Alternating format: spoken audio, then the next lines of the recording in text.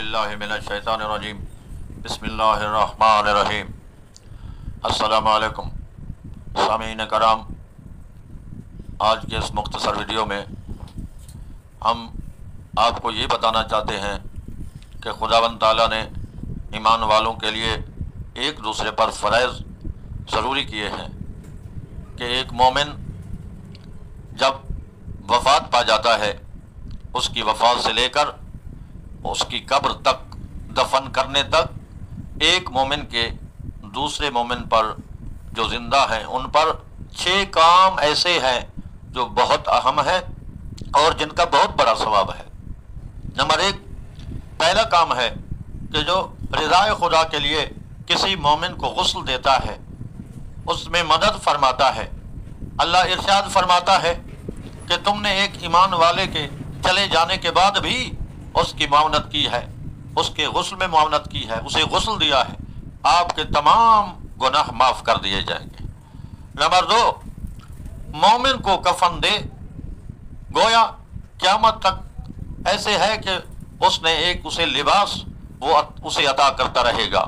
یعنی جس طرح ایک مومن کو اس کی پوری زندگی انسان اسے لباس دیتا رہتا ہے، ثواب کے نظریے سے اتنا بڑا ثواب ہے کہ کفن دینے کا بہت بڑا ثواب ہے۔ نمبر 3، مومن کی قبر کھودنا اور خداوند تعالیٰ اسے جنت میں گھر عطا کرے گا۔ جب مومن وفات پا جاتا ہے اور جو لوگ مومن کی قبر کھودتے ہیں ان کے لیے ثواب اتنی ہے کہ وہ اللہ تعالیٰ انہیں جنت میں ایک گھر عطا کرے گا۔ ایک مومن کی قبر کھودنے سے اتنا اللہ تعالیٰ انہیں جزا عطا کرے گا۔ نمبر 4، مومن کے جنازے کے ساتھ چلنا، اور جب وہ مومن قبر میں جاتا ہے تو اس مومن کو ندا دی جاتی ہے کہ پہلا عطیہ یہ ہے کہ تیرے جنازے کے ساتھ چلنے والوں کو بخش دیا جائے۔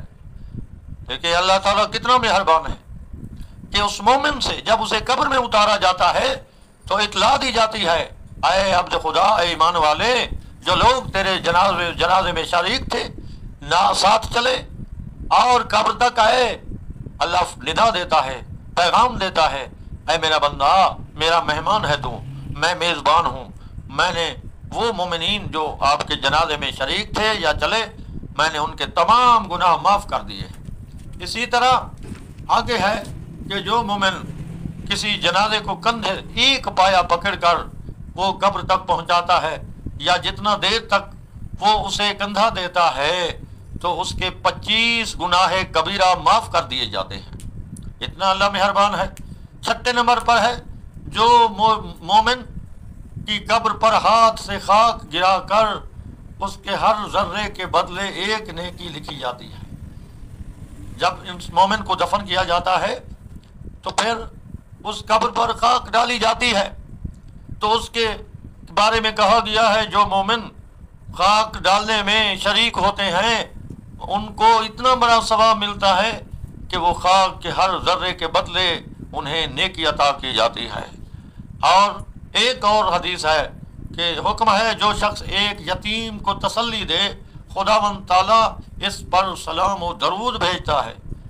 بہت بڑا ثواب ہے کہ ایک ایمان والا جب کسی یتیم کو کچھ دیتا بھی نہیں، اس کے سر پر ہاتھ پھیرتا ہے، اسے تسلی دیتا ہے، اسے اطمینان کے لیے اس کے ساتھ محبت کا اظہار کرتا ہے تو خود خالق اس پر درود و سلام بھیجتا ہے۔ اللہ تعالی ہم سب کو ان کاموں میں شریک ہونے، معاونت کرنے کی توفیق عطا فرمائے۔ آمین ثم آمین۔